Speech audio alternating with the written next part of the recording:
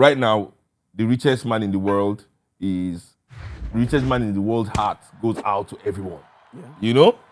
I mean, his heart goes, his heart is almost like Oprah giving out cars.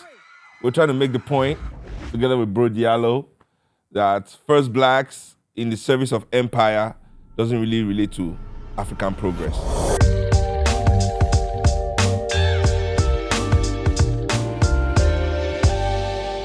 First black president. First black CEO. First black billionaire. The first black to go on the moon. First black pope. First black dictator. First black president to be invited to the White House. First black bank. First black robotics engineer of Apple. First black nuclear power. The first black slave owner. First black Oscar winner. No man, don't diss man. With talent. Because you think you're about to get a Grammy, so that's why.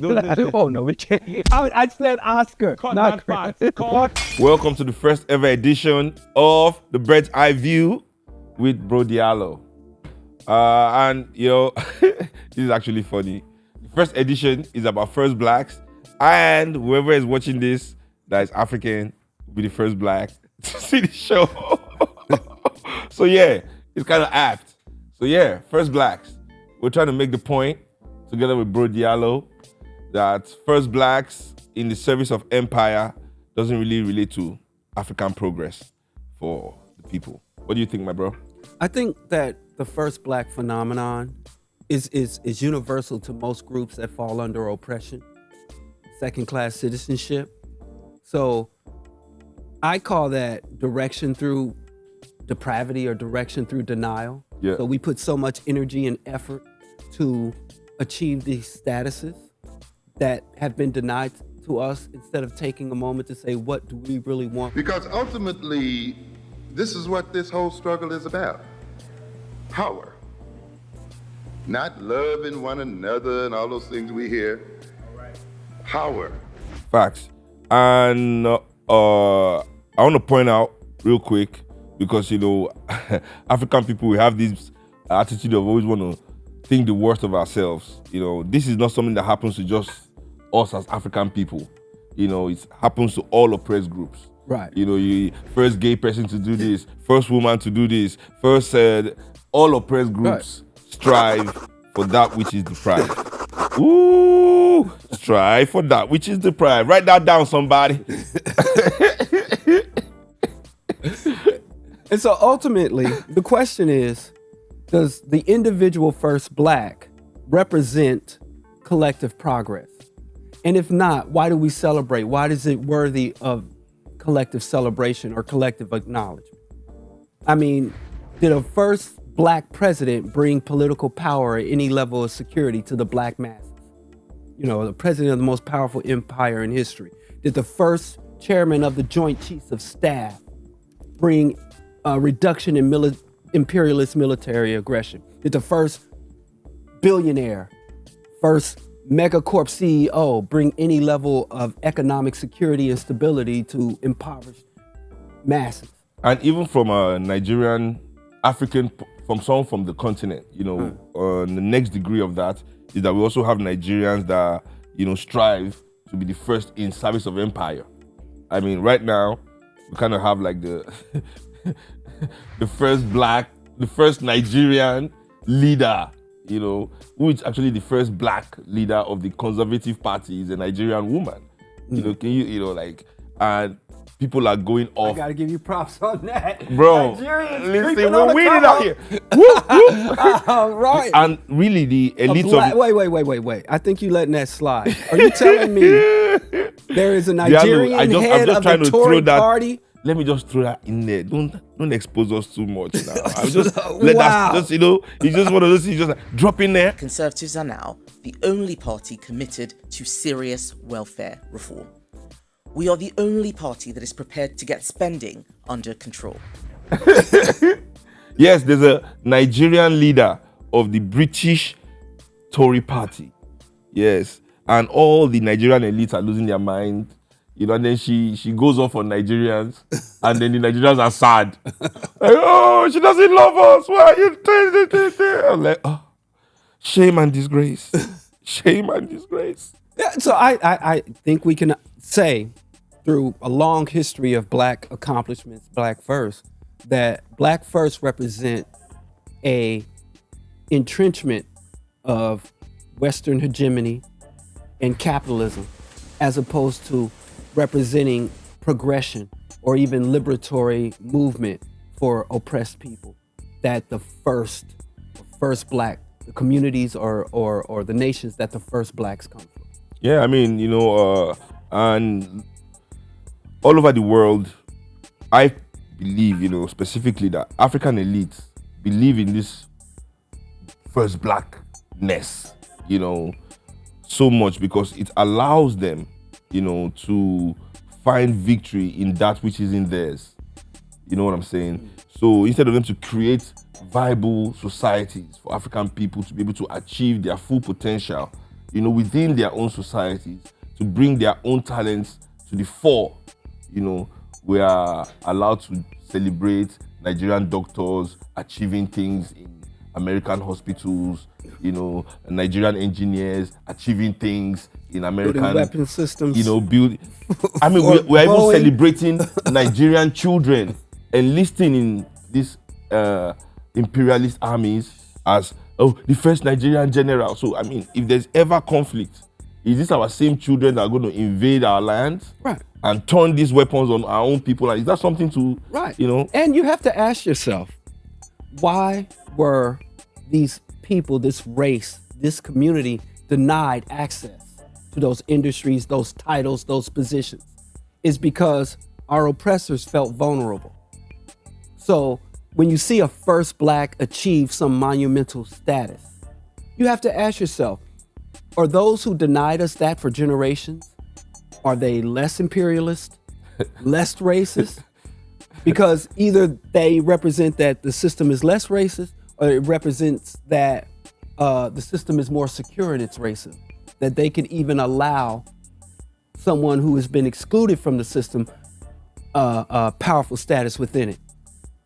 I think option B. I go with B. I go with B. Yeah, it's facts, because I mean, right now, the richest man in the world's heart goes out to everyone. Yeah. I mean, his heart goes. I mean, his heart is almost like Oprah giving out cars. Right. It just goes out and to everybody. I mean, that same. If we are living in that in the world where Elon Musk's heart is going out to everyone, I mean, how can we, and I'm sure there are people of African descent working in Tesla, working in SpaceX, advancing his agenda. Yeah. And we are supposed to celebrate that as some kind of success, Or even worse than that, every administration, the Trump doesn't have any African Americans on his cabinet, and people are complaining that there are no Black people on his cabinet. People are complaining that Biden didn't have a sufficient number of African. Like, you don't allow us full participation in the system of exploitation and oppression. We are sad we cannot be imperialists and exploiters. Right. Why can't we have some Black boots on our neck? I'm sad. I don't like the white boots. I want the black boots on my neck. I want the black boots. Remove the white boots. I'd like to know what you think in the comment section about first Blacks. Who are your favorite first Blacks? Favorite first Black? Yeah. My favorite one has to be my great-grandfather was the first West African man to make a record. Oh, really? Yeah. Then now I feel bad about sharing my most significant first Black. Because that would definitely be Barack Obama. I think Barack Obama, will be historically one of the most significant turning points for African people in terms of our delusions of progress and integration.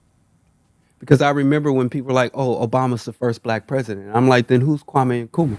The hero of the nation, the man whose birthday is a public holiday and whose face appears on the country's stamps and coins. Kwame Nkrumah, Prime Minister of Ghana.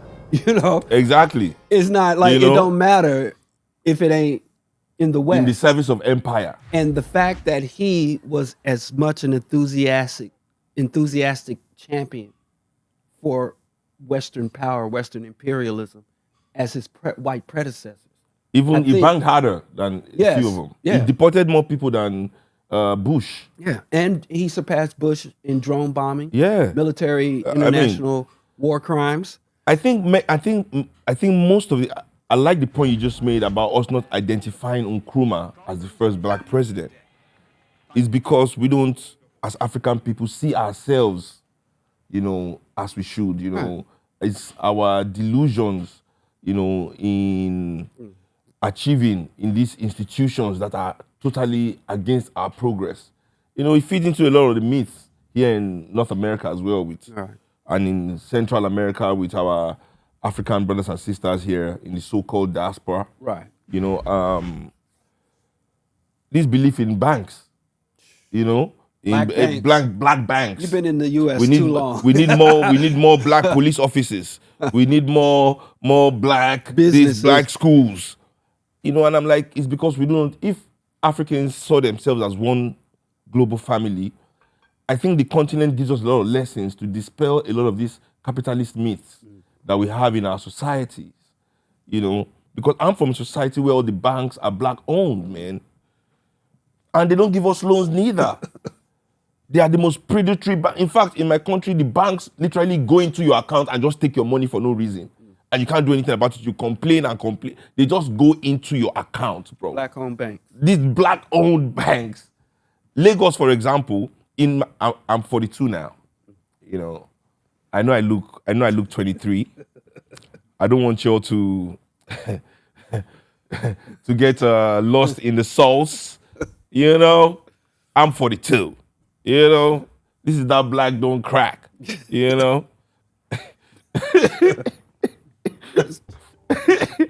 Let's go. In my 42 years of living in Lagos, I'm telling you, I've never seen a white man pulled over in his car being searched. There are white people in Lagos. I used to live in Lekki Phase 1. Once you pass Oriental Hotel, you continue straight by the first roundabout. Enter left, then take one right. You'll find the place I'm talking about. At least 1 million. At least, minimum. Minimum. The entire diplomatic society, everything. At least. No white man has ever been shot by the police in Nigeria before. And all the cops in Nigeria are black. Guess who they are shooting? Like dogs on the streets, fam. I have to tell you something, though. Is it the education? What do you want to say? You're f***ing up a lot of hustle.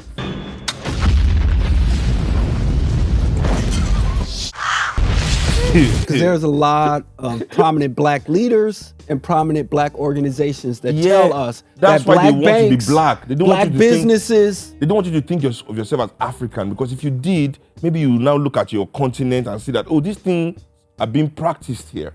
A black-owned bank is not We going have to the liberate richest us. black man in the world is a Nigerian man. The food he sells in my country, people can afford it. The cement he sells, people can afford. There's nothing. Have you heard that we are hungry in my country? Exactly. It's because his food is unaffordable for the common man. So this myth that, Afro-capitalism has some kind of messiah attributes to it, and these entrepreneurs are going to be the ones to rise up and remove black people from bondage all over the world. It's a myth. What's crazy about that is these institutions that we believe in are inherently anti-African.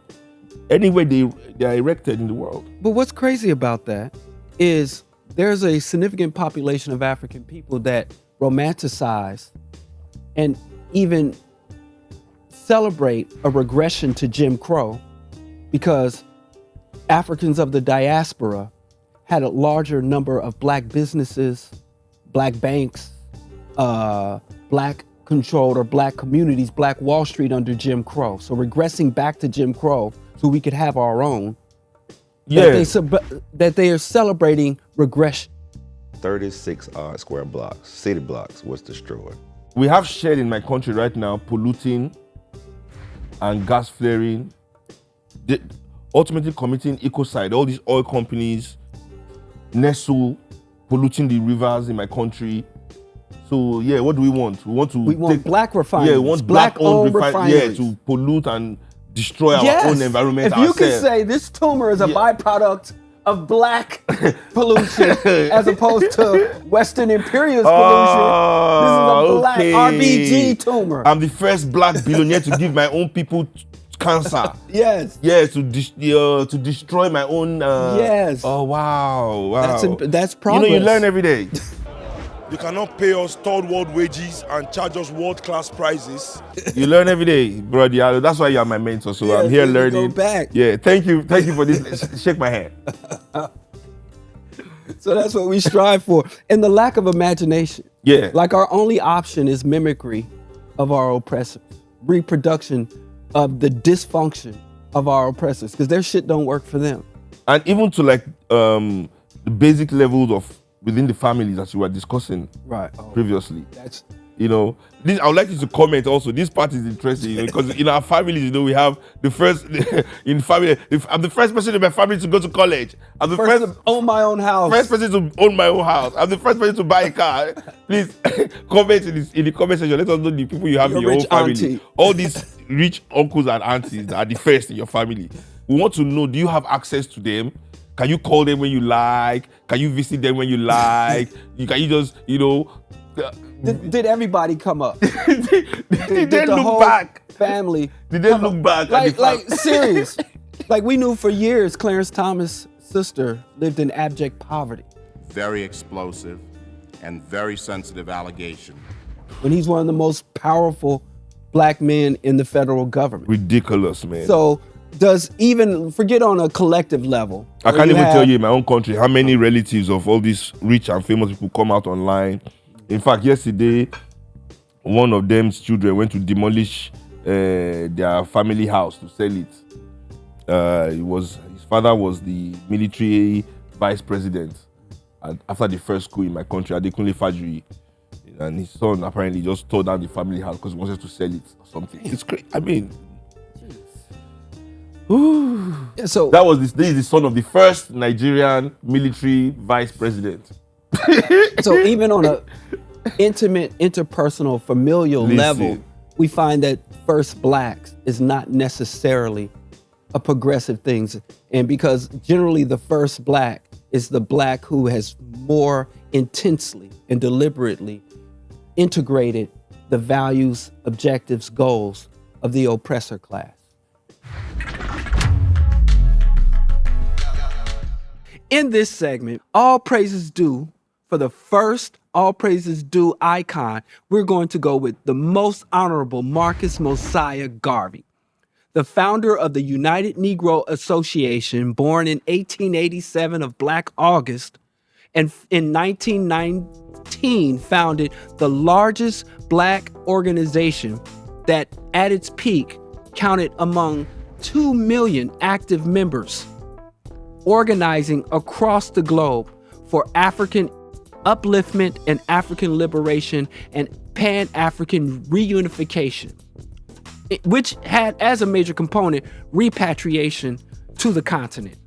Garvey was such a powerful force that the intelligence agencies were brought to bear, and Garvey and the Garveyite movement was seen as a threat on the level of Bolshevik world communism at the time.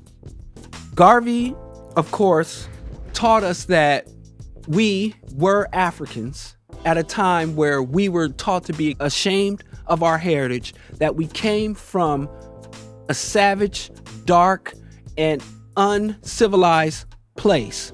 Garvey not only organized us, but used the inspiration of the accomplishments and greatness of our ancestors to inspire us. Garvey embarked on a 38-state lecture tour. He wrote it clearly and concisely his philosophies and opinions, and he founded a journalistic infrastructure to report the atrocities and to report the agenda of his organization. Garvey's movement was as much an intellectual and cultural struggle as it was a militant and grassroots and political struggle, which is, I think, a lot of times we have lost the ideological, cultural, and intellectual components of the larger struggle. But I digress. So, Garvey founded formations such as the Black Star Line, the African Legions, the Black Cross Nurses Association, the Negroes Factory Corporation, Negro World Publications, and several other formations that were not only populated by oppressed Africans under Jim Crow, but used the Garvey investment and the Black Star Line Investment Corp to raise funds on a grassroots level from sharecroppers and laundry and housekeepers and laundrymen and women in order to finance one of the biggest, broadest Pan-African movements the world has seen, that we have not met or surpassed his accomplishments almost a century later, or more than a century later at this point. So, one of the, in more recent history, the Biden administration granted a pardon to Garvey 85 years after his false, because Garvey, in order to subvert his movement, he was arrested on securities fraud, taken from Harlem, New York to Atlanta, put in a dank cell where he developed lifelong respiratory issues and basically negotiated with the federal government that they would release him if he never promised to never set foot in the U.S. And in reality, he did still try to run the organization indirectly by coming to Canada to meet with the leadership, and they would come up from New York up to Canada to meet with him. But at that time, the movement had been hollowed out, thoroughly infiltrated and routed by J. Edgar Hoover, FBI, and the OSS. But we still, to this day, greatly benefit from his accomplishments. Garvey has inspired everything from the Rastafarian movement, who referred to Marcus Garvey as Black Moses, to every single RBG, Black nationalist, Black liberationist movement of modern times. I'd like to wrap this up by sharing some quotes from the most honorable Marcus Garvey, some of my favorite quotes. One is, a people without the knowledge of their past history, origin, or culture is like a tree without roots. Also, one God, one aim, one destiny. Now, I personally read that to say one people, one aim, one destiny. But I think the message is very clear. And finally, if you, I repeat, must be free, you yourselves must strike the first blow. All praises due to the most honorable Marcus Messiah Garvey. May we all work to become worthy of his sacrifice of this great ancestor. Thank you. Ashe, Ashe, Ashe. Welcome back. I hope you enjoyed Bro Diallo's all praises due to Marcus Garvey segment. I think the logical point to make is to discuss the last blacks. So, aspiring to get to a point where we have an end of certain behaviors and aspirations is more liberatory and liberating than trying to achieve and progress and elevate within the systems and institutions. The last black in service of empire, bro. Yes. This is what I'm talking about. I would go to that parade. I will be there. I would put that plaque on my wall. I will be there butt naked, bro. And I show will it bail all you to the out. world. The last black in service of empire, bro. That would be the day. Whoever that man is. Listen, I will have a plaque of him in the house. Even if it's not to pour libations, just to remember how bad things were. Like, did you know we used to have black CEOs of imperialist multinational corporations? When was that, Grandpa? Do you know we used to have black people heading multinational soda companies like Coca-Cola and black generals in the American army? Do you know that? We used to have black British soldiers. We used to have a black woman from Nigeria, the leader of the Conservative Party. Yes. And the kids will be like, what? You want to hear the last black I aspire to? What's it? The world I want to live in? Mm-hmm. the last black adherent to an Abrahamic religion. This is how people get God. Listen, I thought we were free. Is this not a safe space It's a safe to space. share our deepest desires? It's a safe space. If you get to have a last black imperialist general, I want them to have at least let them have a clear shot, of whatever is happening here. oh no, those are religions of peace. I'm about to make you move your chair too. Get ready for my Those are own. religions of peace. See, that's a good thing. I don't have to worry about nothing till the dictator. afterlife. The last African dictator. How about that? Like right now in the Sahel region. We're already there. No. In the Sahel region, we have the African revolution, revolutionary leaders. So we're already there. There are no more dictators. Yeah, They've renamed them, rebranding. So we're already there. Congratulations. Revolutionary leaders. They're not dictators, but the day, Coups are democratic. The dictators are liberators. So we're there. It's all tokenism, it's all tokenism. Oh, I love that word. Where did that word go? I don't know. I used to hear that all the time in my youth. Now every prominent black is there because they earned that position. And you can't hate on them. You can't hate on the black billionaire. You can't hate on the black CEO. I hate proud. Let me just put, my heart goes out to all of them. Yeah. In the words of Elon Musk. No, don't do it. Goes Just out. keep your hand on your chest, please. Don't send your heart out. Listen. And we don't do open hand, we do fist. Yeah. Fist to chest. All my life, this is how hearts go out. All my life, I'm just saying, since I was born, this is how hearts go out. All my life, I'm just saying, maybe that's how your heart goes out when you send it with a Tesla. Or in the SpaceX rocket. Oh, shh. And basically these first blacks to me, they represent the Wakandans.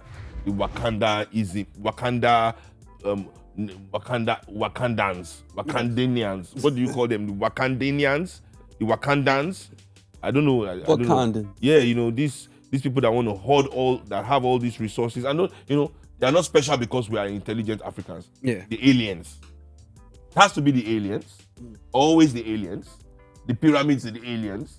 Wakanda, the aliens brought this tech, and these people now have all these. Oh, right? Yeah. Yeah, it had to come from space. It can't come from our intelligence and ingenuity. How? Got to get something from space. We are silly folk. Have you forgotten? Nelly Fuller said it. We have to do silly. But you're critical of Wakanda, but if you read books by like E. Franklin Frazier, Black Bourgeoisie, or look at the history of Stryver's role, a lot of black elites, and you got a insular population of black people who have managed to secure positions within the oppressive system, they do encapsulate themselves of course. and exclude the unwashed masses. So it's a work of science fiction, but there is some real world translation, whether you're dealing with the. Why do you think they all love Wakanda so much? Yes. Why do you think? Because it's Well, why do the peasants love it? Because the peasants aspire. We'd be out there cleaning up the rhinos. We wouldn't be sitting in the palace if we were Wakandans, the vast majority of us. Hope you enjoyed this first edition of the Bird's Eye View. Thanks for watching. Like, share, comment, subscribe on our page. Especially let us know who your favorite first blacks are.